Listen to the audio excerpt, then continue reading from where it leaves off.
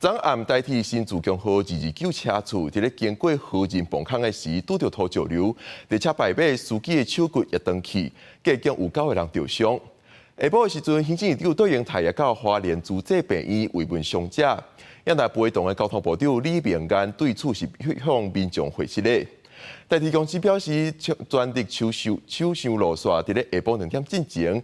河人站甲总体站之间的西正线已经恢复通车，不过这阵火车经过的时，速度会使较慢的。最痛的经过。到花莲主治病院慰问受伤的司机员也有家属，行政院长杜英泰送慰问金，祝福伊早日康复。到花莲视察的杜英泰早起听取代替干部下晡慰问伤者，也决定下9月伫未影响民众回乡火车买票进行要坐火车到花莲视察沿线状况。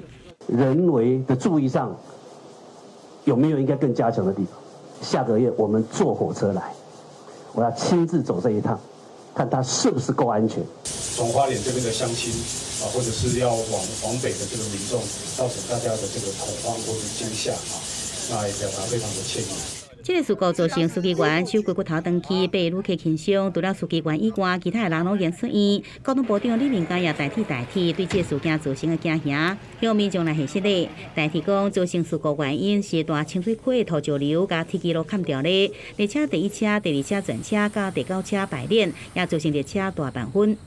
至昨天为止，一共影响40列1059人，旅客大约是11800余人。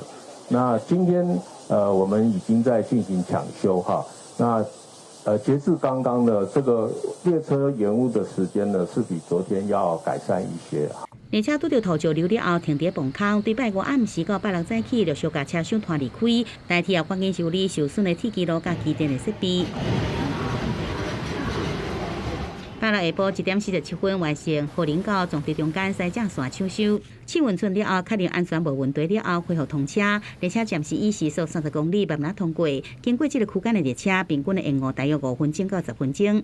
记者综合报道。